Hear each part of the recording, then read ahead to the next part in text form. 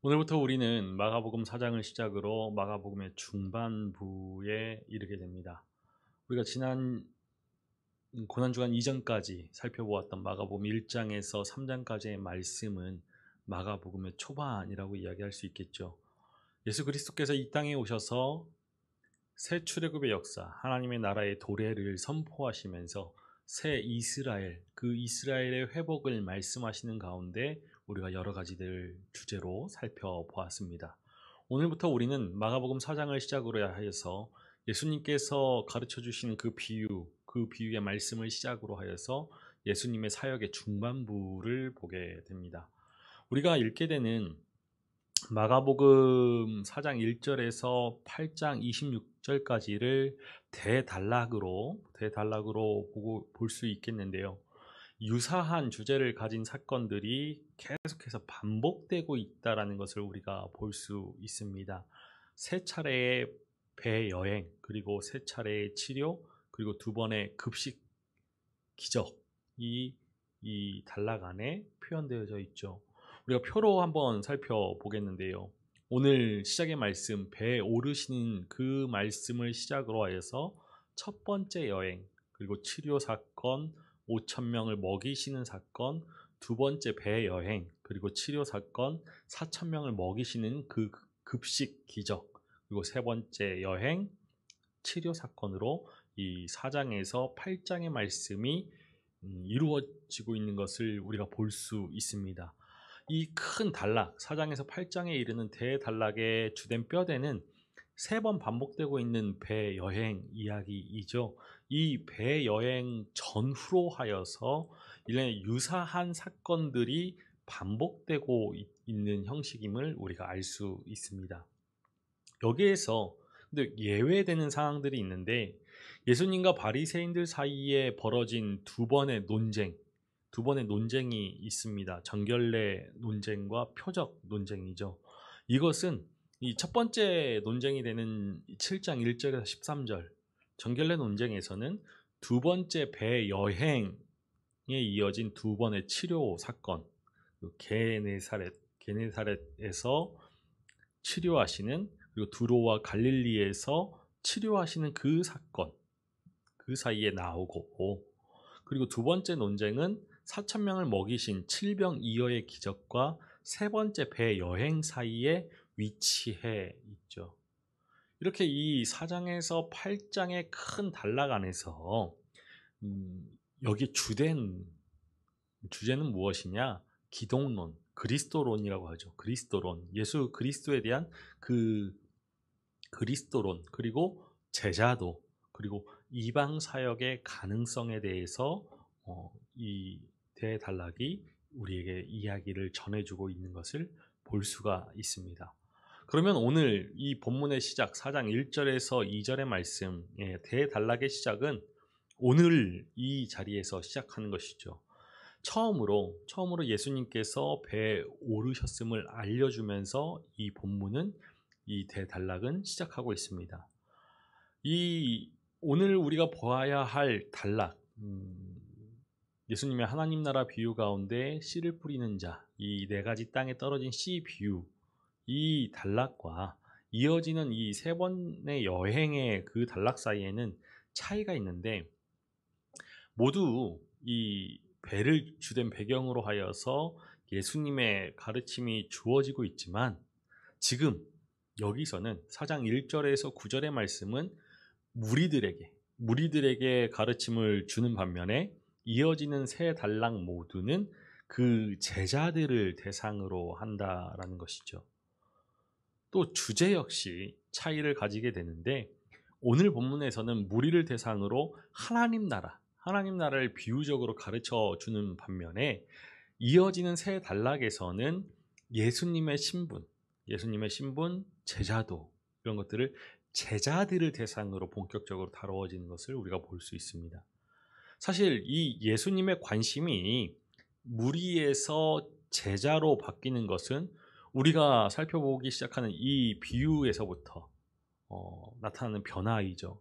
4장 1절에서 34절까지 하나님 나라의 비유를 예수님께서 우리에게 전해주고 있는데 이 네 가지 땅에 떨어진 씨 비유에서 무리에서 그 다음 비유에서부터는 이 비유에 대한 설명부터는 제자들에게 그 관심이 바뀌는 것을 우리가 볼 수 있습니다.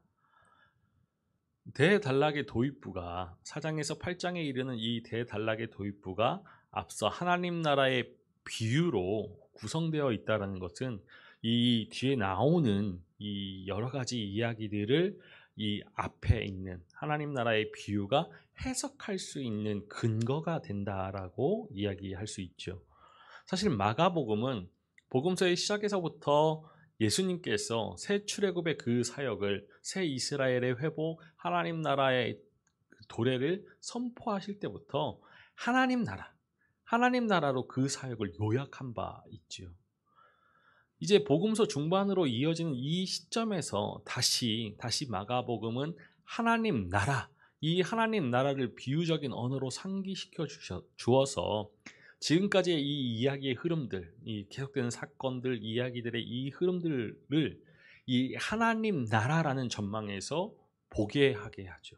그리고 앞으로 이어지는 이야기들을 그렇게 보고 앞선 이야기들을 그렇게 보게 하는 이러한 역할을 한다라고 우리가 볼 수 있을 것 같습니다. 이 4장 1절에서 34절까지는 네 가지 비유가 나오는데 우리가 오늘 처음 살펴볼 비유는 네 종류의 땅에 떨어진 씨 비유이죠. 이 비유는 이 4장에 기록된 네 개의 하나님 나라 비유 중에서 가장 긴 비유입니다. 그리고 또 비유에 대한 말씀과 그 비유를 해석해 주시는 말씀, 2차적인 언급까지 기록되어져 있는 것을 우리가 볼 수 있죠. 이렇게 길기도 하고 또 두 번이나 연거푸 말씀하시는 것은 이 비유의 중요성만이 아니라 이 비유를 가지고 그 다음에 나오는 비유들을 이해할 수 있다라고 우리는 보아야 합니다. 이 비유는 4장 1절에서 우리가 9절까지 오늘 먼저 보겠는데요. 1절에서 9절까지의 이 비유는 1절에서 2절의 그 비유의 배경이 되는, 이제 시작이 되는 그런 배경을 이야기해 주고 있고, 씨 뿌리는 자에 대해서 이야기한 후에 네 종류의 땅과 씨, 그리고 결론으로 이어지는 것을 우리가 볼 수 있습니다. 우리 마가복음 4장 1절의 말씀을 함께 읽어 보겠습니다.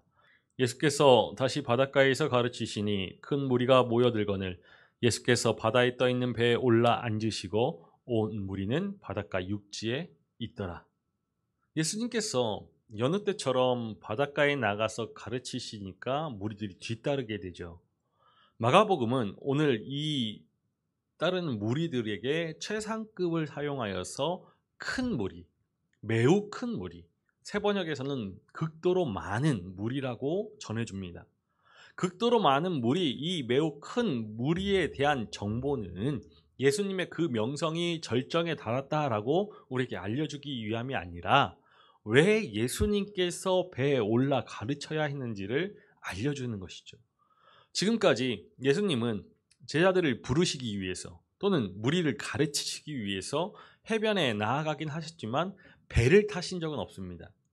그러던 중에 주위에 물려드는 그 무리들이 점점 많아지는 것을 보신 후에 무리들이 둘러싸서 밀지 못하게 하시고자 제자들에게 배를 준비하도록 앞서 3장에서 그렇게 우리가 보았죠. 그래서 오늘 이 시간에 매우 큰 무리가 밀려드는 것을 보신 후에 배에 타 올라가셨습니다. 상황적으로 어느 정도 불가피한 측면이 없지 않아 있긴 하지만 이 배에 올라타시는 것은 예수님의 준비, 예수님의 선택에 따른 그런 행동이지요. 결국에는 이러한 모습들로 인하여서 마가복음은 생생한 이미지를 우리에게 전달해 주고 있는 것입니다.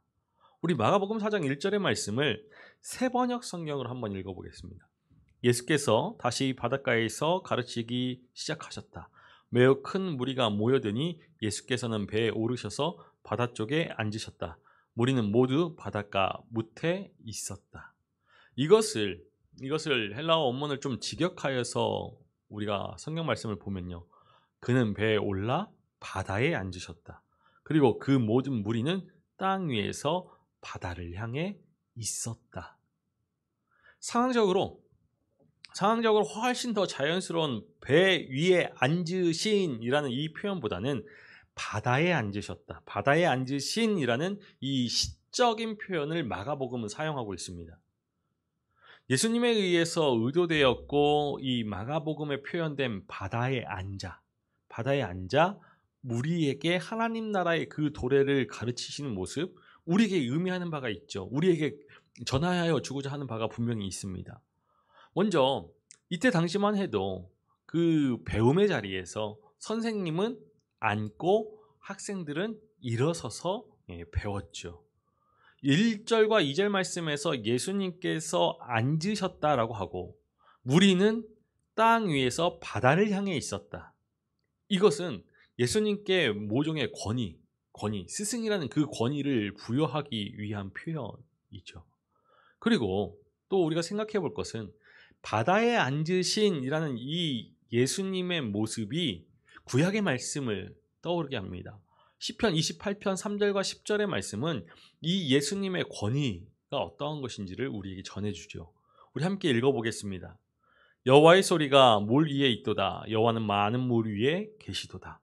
여호와께서 홍수 때에 좌정하셨으며 여호와께서 영원하도록 왕으로 좌정하시도다. 구약의 말씀에서 바다 그리고 혹은 깊은 물, 이것들은 혼돈을 상징하기 때문에 하나님께서 바다 그리고 홍수, 이런 깊은 물 위에 앉으셨다라는 이 이미지는, 이러한 표현들은 그가 모든 혼돈을 다스리고 계시는 왕이라는 것을 부각해주는 표현입니다. 그러니까 이러한 구약의 이미지를 기억한다라면은 예수님께서 하나님 나라의 그 도래를 가르치시고자 바다에 앉으셨다라는 이 마가복음의 시적 표현은 물 위에 앉으셔서 왕적인 통치를 펼치시는 그 하나님을 예수님에게서 보여주려는 그러한 의도라는 것이죠. 이런 점에서 바다에 앉아 가르치시는 예수님의 모습, 이것은 뒤이어서 나오는 바다의 거센 풍랑을 잠잠케 하시는 예수님의 그런 권위적인, 신적인 권위의 그런 모습들을 우리가 보게 되는 것입니다. 이제 예수님의 그 전형적인 화법인 비유로 하나님 나라를 이 듣는 이들에게, 무리들에게 또는 이제 제자들에게 이렇게 보여주시죠. 생생하게 보여주십니다. 우리 마가복음 4장 2절의 말씀을 함께 읽어보겠습니다. 이에 예수께서 여러 가지를 비유로 가르치시니 그 가르치시는 중에 그들에게 이르시되, 비유는 히브리어로 마샬이라고 하는데 비교, 수수께끼, 잠언 또는 비유라는 뜻을 가지고 있습니다. 그러한 의미에서 사장이 전하여 주는 예수님의 비유는 이러한 히브리어에서 나온 마샬, 구약의 그 마샬, 비교, 수수께끼, 잠언, 비유, 이러한 것들과는 다르게 짧은 이야기 형식이라는 것이 조금 독특한 것이죠. 예수님의 비유는 랍비들의 비유와는 또 다릅니다. 랍비들의 비유는 하나님은 거의 대부분 왕으로 등장하는 것을 볼 수 있는데, 예수님의 비유에서 하나님은 주로 농부로 이야기가 많이 되어지죠. 그리고 지주, 목자, 아버지, 이렇게 묘사가 되고, 이런 하나님의 나라는 등불, 씨, 그리고 겨자씨 한 알, 나무, 이런 지극히 일상적인 것들에 빗대어서 비유를 전하여 주시는 것을 우리가 볼 수 있습니다. 예수님께서 이렇게 일상적인 소재를 예로 들어서 하나님 나라를 전하시는 것은 하나님의 다스림이 듣는 이들에게 익숙한 그런 친숙한 일상의 한복판에서 이미 시작되는 것이고, 또 그곳이 바로 하나님의 다스림을 경험하고 체험해 나아가는 영역임을 알려주기 위해서이죠. 예수님의 비유는 이렇게 우리에게 친숙했습니다. 그리고 이해하기 쉬웠죠. 이제 예수님의 비유를 보도록 하겠습니다. 마가복음 4장 3절의 말씀을 함께 읽어보겠습니다. 들으라, 씨를 뿌리는 자가 뿌리러 나가서. 이제 예수님께서 전하여 주시는 첫 비유는 씨를 뿌리러 나간 자, 씨를 뿌리러 나간 자에 대한 것인데, 이 비유를 바다에 앉아서 땅 위에 있는 무리들에게 전해 주시죠. 이러한 현실의 배경은 이 비유의 내용을 보여주는 일종의 모형 역할을 하는 것입니다. 우리 마가복음 4장 3절 말씀을 공동번역으로 한번 더 읽어보겠습니다. 자, 들어보아라. 씨 뿌리는 사람이 씨를 뿌리러 나갔다. 조금은 다른 표현이 있죠. 앞서 개역개정 성경은 들으라 하였는데 공동번역은 들어보아라 라고 합니다. 비유는 이렇게 청각적으로 또는 시각적으로 참여를 독려하고 있는 들어보아라 라는 말로 시작되고 있습니다. 들어보십시오, 들으십시오 라는 말과 보십시오 라는 이 요청으로 시작되고, 들으십시오, 들어라 라는 이 말은 나중에 이 비유의 끝자락인 9절에서 또 우리가 볼 수 있죠. 처음과 끝이 똑같은 수미 쌍관의 기법이 사용되어져 있습니다. 근데 우리가 들으라 이 말을 기억합니다. 들으십시오, 이것은 이스라엘이 매일 반복해서 외웠던 쉐마의 첫 문장, 들으라 이스라엘아, 쉐마 이스라엘. 예, 이 말이 떠올려주는 엄숙한 선언인 것이죠. 그래서 여기에서 들어보아라 라고 할 때 들어야 할 것은 예수님의 비유의 말씀이고, 보아야 할 것이 무엇입니까? 이 비유가 만들어주는 이 머릿속의 장면들을 보아야 하는 것이죠. 예수님의 이 비유의 말씀에 들어라, 쉐마 이스라엘, 이것을 떠올리게 하는 것은 예수님의 이 말씀의 권위를 더해주는 표현인 것입니다. 더불어서 들어라 라고 하는 이것은요, 이 말씀을 받아들이는 수동적인 수용을 넘어서서 우리의 상태를 말씀으로 성찰하려는 그런 적극적인 들음, 능동적인 들음에 대한 요청이 담겨져 있는 것입니다. 예수님은 앞서 1장에서 14절과 15절에서 하나님 나라를 선포하기 시작하신 이후에 끊임없이 이동하시고 움직이시면서 선포하시고 치유와 축기를 행하셨습니다. 그런 예수님께서 이제 처음으로 배에 앉으셨죠. 바다에 앉으셨죠. 그리고 주신 비유가 씨를 뿌리러 나간 자가 씨를 4종류의 다른 땅에 뿌렸다라는 내용입니다. 근데 우리가 이제 살펴볼 것처럼 이 비유의 주된 묘사는 씨 뿌리는 자가 아니라 4종류의 땅, 4종류의 땅의 그런 각기 다른 상태와 반응에 대해 집중하고 있는 것이죠. 이 모든 것은 이렇게 앉아서 예수님께서 들려주시는 이 비유의 말씀이 우리에게 나타내고자 한 것은 하나님 나라의 선포를 듣는 이 자신의 상태라는 것을 암시해 주는 것입니다. 그러니까 들어라, 보아라, 들으십시오, 보십시오, 이것은 자기 성찰을 동반하는 이런 듣는 이들의 적극적인, 능동적인 이런 초청인 것이죠. 능동적으로 들어라, 능동적으로 보아라, 적극적으로 들어라, 적극적으로 보아라 라는 예수님의 화법인 것입니다. 씨를 뿌리는 사람이 씨를 뿌리러 나갔다라고 말씀하셨을 때 예수님은 자신을 염두에 두고 말씀하신 것으로 우리는 이해할 수 있습니다. 이어지는 비유의 설명에서, 오늘 본문의 뒤에 이어지는 그 비유의 설명에서 씨는 말씀으로 해석되고, 이 말씀은요, 마가복음에서 로고스, 말씀은 예수님 혹은 예수님의 말로 표현되어지죠. 그러니까 실제로 예수님께서 나오셔서 말씀을 전파하셨습니다. 말씀을 전하시는 자는 예수님이시죠. 마가복음 2장 13절의 말씀은 예수님께서 나가셔서 말씀을 전하셨다라고 우리에게 이야기합니다. 그러니까 씨 뿌리는 자는 예수님, 그리고 씨 뿌리는 그 행위는 예수님의 모든 사역을 암시하는 것이죠. 그러니까 이 4가지 땅에 뿌려진 씨, 이 씨앗의 비유는 예수님께서 말씀을 전하신 그 사역과 그 반응에 대한 비유로 우리가 이해할 수 있는 것입니다. 이제 첫 비유는 씨를 뿌리는 사람이 씨를 뿌리러 나갔다, 이것으로 시작하고 있지만, 농부, 씨를 뿌리는 사람 또는 씨에 관해서 관심을 갖기보다는 이 네 종류의 땅의 상태에 대해서 관심을 가지죠.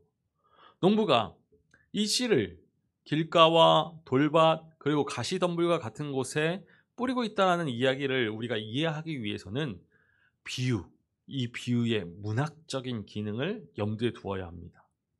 비유는 과학적인 지식, 이 과학적인 지식을 전달하는 데 목적이 있는 것이 아니라 이 비유를 말씀하시는 예수님의 메시지를 전달하는 데 목적이 있죠. 그러니까 많은 경우에 이 비유를 말씀하시는 그런 예수님 또는 비유를 말하는 사람의 이런 일상의 삶에서 비교해 보았을 때 과장될 수도 있고, 또는 예기치 않은 언어, 또 예기치 않은 설명을 통하여서 이 말하는 사람의 의도를 전달하려는 것이 바로 비유입니다. 그러니까 이 비유의 문학적인 기능을 우리가 염두에 두고서 비유를 이해해야 하죠. 일상의 것들로 이해하게 하시지만 조금 더 과장될 수 있고, 또 말하는 사람의 예수님의 그런 의도를 더 부각시키는 면이 있는 것이 비유입니다. 씨를 뿌리는 사람이 어떤 곳에는 좋은 씨를 뿌리고 어떤 곳에는 나쁜 씨를 뿌린 것 아니죠. 이 씨에는 차등이 없습니다. 이 씨는 다르지 않습니다. 똑같은 씨를 뿌렸는데 밭의 상황에 따라서, 상태에 따라서 다른 결과가 나타나는 것을 우리는 보게 됩니다. 먼저 길가에 떨어진 씨를 말씀하시죠. 우리 4절의 말씀을 함께 읽어보겠습니다. 뿌릴새 더러는 길가에 떨어짐에 새들이 와서 먹어버렸고. 농부가 일하는 이 밭을 기준점으로 본다라면은 길은 밭 가장자리에 위치해 있기 때문에 씨가 이 길 위에 떨어진 것이 아니라 길가에 떨어졌다는 것은 우리가 쉽게 이해할 수 있죠. 근데 이 밭과 비교했을 때 이 길가가 함축하는 은유적인 의미는 딱딱함 또는 완고함이라고 이야기할 수 있습니다. 그러니까 씨를 뿌렸지만 새 먹잇감이 될 수밖에 없었다는 것은 이 씨를 받아들이지 못하는 완고함 때문이라는 것이죠. 그리고 또 다른 씨는 돌밭 위에 떨어졌는데, 이 돌밭에 떨어진 씨에 대해서는 이 네 종류의 밭의 상태에 대해서 이야기한 것 중에서 가장 긴 표현을 하죠. 우리 5절과 6절의 말씀을 읽어보겠습니다. 더러는 흙이 얕은 돌밭에 떨어짐에 흙이 깊지 아니하므로 곧 싹이 나오나 해가 돋은 후에 타서 뿌리가 없으므로 말랐고.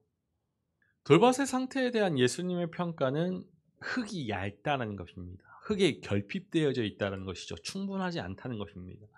흙이 많지 않은을 이야기하는 흙이 얕은, 그리고 흙의 깊이가 없어, 또 뿌리가 없어라는 표현에서 우리가 그 흙의 결핍, 모자람에 대해서 알 수 있죠. 길가와 다르게 이 돌밭은 씨를 받아들이긴 했습니다. 근데 돌밭의 문제는 흙이 모자라다는 것이죠.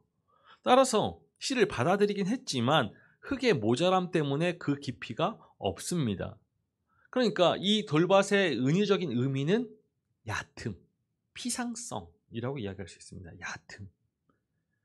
태양은 모든 식물에 그런 영양분을 주는 그러한 필수의 요소가 될 수 있지만, 이 돌밭이 흙이 얕았던 까닭에 해는 그런 씨에게 있어서 성장의 자양분이 아니라 죽음의 원인이 되어버렸습니다. 해가 돋은 후에 뿌리가 없으므로 말랐고. 이어지는 비유는 가시덤불 속으로 떨어진 씨이죠. 여기서 처음으로 열매에 대한 표현이 나옵니다. 우리 마가복음 4장 7절의 말씀을 함께 읽어보겠습니다. 더러는 가시떨기에 떨어짐에 가시가 자라 기운을 막음으로 결실하지 못하였고. 열매에 대한 언급은 이 가시덤불 속에 떨어진 씨가 길가나 돌밭처럼 내부적인 문제는 없어 보입니다. 그래서 어느 정도 성장하였을 것이라는 것을 우리가 상상하게 할 수 있죠. 더군다나 전치사를 사용하는 그 마가복음의 표현들을 보면서 각 땅에 떨어진 그런 씨의 방향성과 생각해 본다면은 가시덤불 속으로 떨어진 씨는 길가나 돌밭 위에 떨어진 씨보다 한층 더 깊이 땅속으로 들어가서 보다 단단한 성장의 가능성을 갖추게 되지 않았을까라고 생각하게 합니다. 그럼에도 열매를 맺는 데까지 나아가지는 못하지요. 문제는 그 곁에서 자라나는 것을 막아버리는, 숨통을 막아버리는 가시덤불입니다.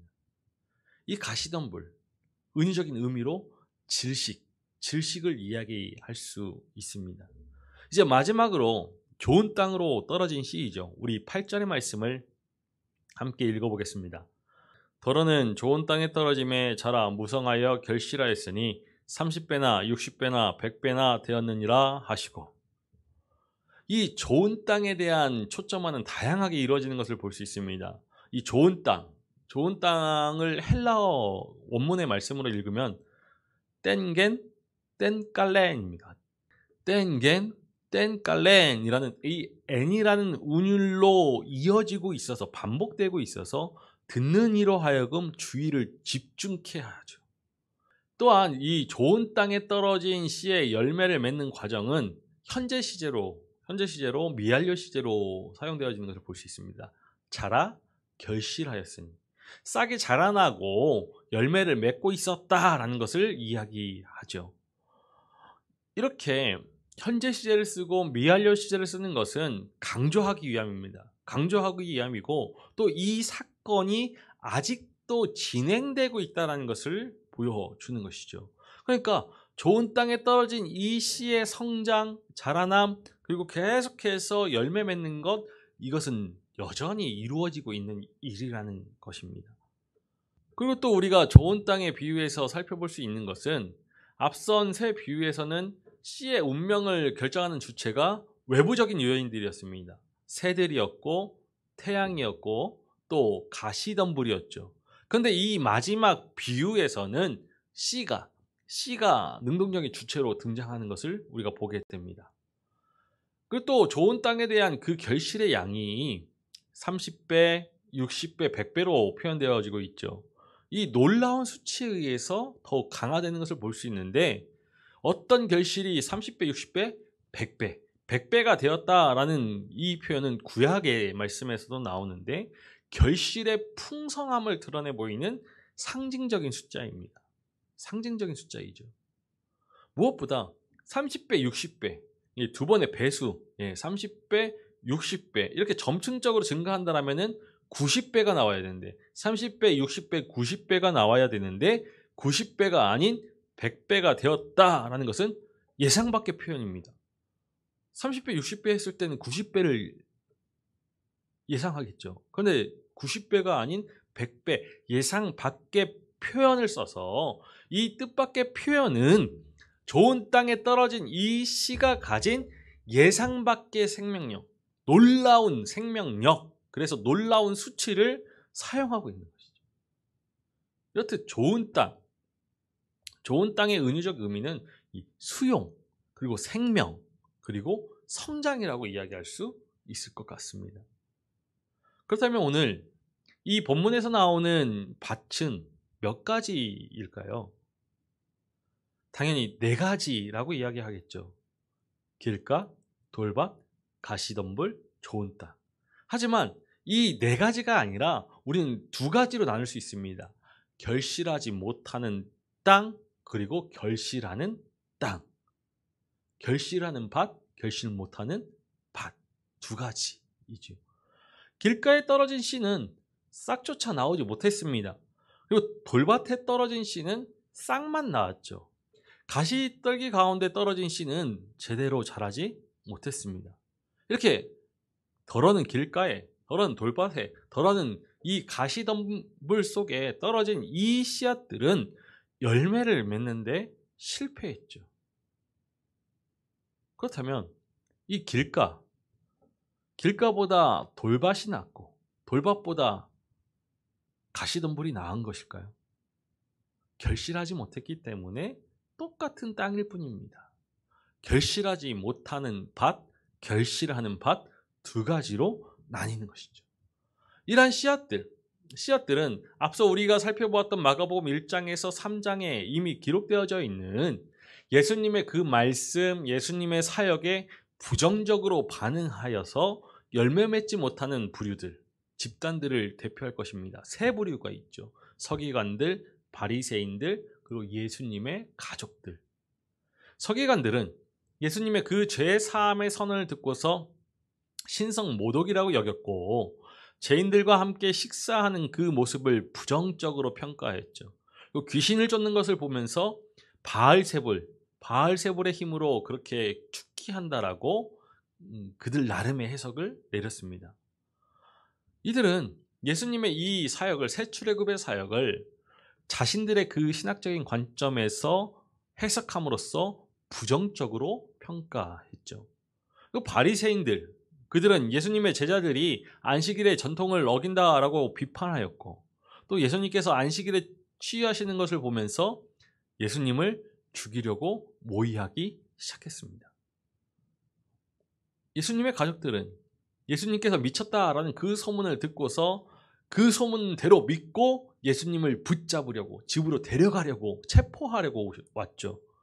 당시 미친 사람은, 우리가 지난번에도 얘기했지만 미친 사람은 귀신 들린 사람이라고 여겼기 때문에 이런 예수님의 가족들의 생각은 예수님께서 귀신의 왕 바알세불에 들렸다라는 서기관들의 생각과 다를 바 없다라고 우리가 지난번에 이야기했습니다. 이렇게 사람들의 소문을 듣고 사람들의 그 기준으로 예수님을 판단했죠. 그러나 분명 우리는 알고 있습니다. 하나님의 뜻대로 행하는 자가 예수님의 형제이고 자매이고 어머니이죠. 하나님의 뜻대로 행하지 않는다라면은 그 사유가 무엇이든지 간에 예수님의 가족이 될 수 없는 것입니다. 좋은 땅에 떨어져서 30배, 60배, 100배의 그 결실을 하게 된 씨앗들, 이 씨앗들은 예수님의 이런 새 출애굽의 사역에 긍정적으로 반응한 사람들, 예수님의 새 출애굽의 그 사역을 받아들이고 그 사역에 동참하는 사람들일 것입니다. 이들은 예수님의 12제자, 그리고 그 말씀의 가르침을 받으려고 나온 무리들이겠지요. 그 수가 점점 늘어가는 것을 보게 됩니다. 이제 결론의 말씀입니다. 예수님께서 이 비유의 말씀을 하시고서 들을 귀 있는 자는 들으라라고 말씀하시죠. 마가복음 4장 9절의 말씀을 우리 읽어보겠습니다. 또 이르시되 들을 귀 있는 자는 들으라 하시니라. 앞서도 말씀드렸지만 들으라, 들어보십시오, 들으라 라고 시작된 이 비유의 말씀이 들으십시오, 들으라 라고 끝납니다. 특별히 이 마지막에는 들을 귀 있는 자가 언급됩니다. 들을 귀 있는 자. 물론 모든 귀를 가지고 있는 사람이 예수님의 말씀을 다 들을 수 있다는 뜻은 아닙니다. 분명히 이 말씀을 듣는 자들 중에 들을 귀가 없는 사람도 있다라는 것이죠. 그렇다면 어떤 사람입니까? 자기한테 해당하는 말이 아닌 것으로 생각하는, 나에게는 해당하는 사항이 없습니다라고 생각하는 사람, 그 사람이 바로 들을 귀 없는 자이죠. 자기는 이미 하나님 나라의 그 백성이라는 편견에 사로잡힌 사람, 앞서 얘기했지만 서기관, 바리새인들, 지금으로 말하면 이 말씀의 자리에서 설교가 자기한테 주어지는 그 말씀이라는 사실을 생각지 않는 사람, 그런 사람이 바로 들을 귀 없는 사람이겠죠. 들을 귀 있는 자는 들으라. 이 첫 비유에서 다시 한번 들으라라고 요청하시는 이유는 이 비유에 담긴 더 깊은 의미를 이해하고 분별하라는 요청일 것입니다. 그러니까 우리에게 전하해 주시는 이 비유의 말씀들, 우리는 들을 귀가 있는 사람으로서 이 말씀의 의미를 깊이 묵상하고 깨닫고 그 말씀을 살아내는 사람이 되어야 하는 것이죠. 오늘 본문 마가복음 4장 1절에서 9절의 말씀으로 지난해 6월 둘째 주에 들으라라는 제목으로 말씀을 나눴던 기억이 있습니다. 혹시 오늘 이 성경 공부에 이어서 조금 더 깊이 생각해보고 조금 더 묵상하기를 원하시는 분들은 홈페이지나 유튜브 채널에서 이 설교 본문의 말씀을 한 번 더 들어보는 것도 좋을 것 같습니다. 하나님 나라의 씨앗을 뿌리는 이 예수님의 사역, 그 사역에 대한 반응들을 오늘 예수님은 네 가지 땅의 비유로, 네 가지 땅에 뿌려진 씨앗의 비유로 우리에게 말씀해 주십니다. 예수님의 말씀에 귀 기울이고 30배, 60배, 100배의 결실을 맺을 수 있는 것, 그것은 일단은 좋은 밭이 되어야 하겠죠. 밭은 우리의 마음 상태, 예수님의 그 말씀을 받아들이는, 예수님의 그 사역을 수용하는 그러한 자세를 뜻하는 것일 겁니다. 완고함인지, 아니면 얕음인지, 아니면 우리의 세상의 것들에 들려싸여 가지고 그 말씀이, 예수님이 온전히 자리하지 못하는 질식할 만한 그런 상황인지, 아니면 모든 것을 수용하고 생명을 품어서 성장할 수 있는 상황인지 우리의 마음밭을 살펴보아야 하겠죠. 우리는 항상 찬양합니다. 말씀 앞에서.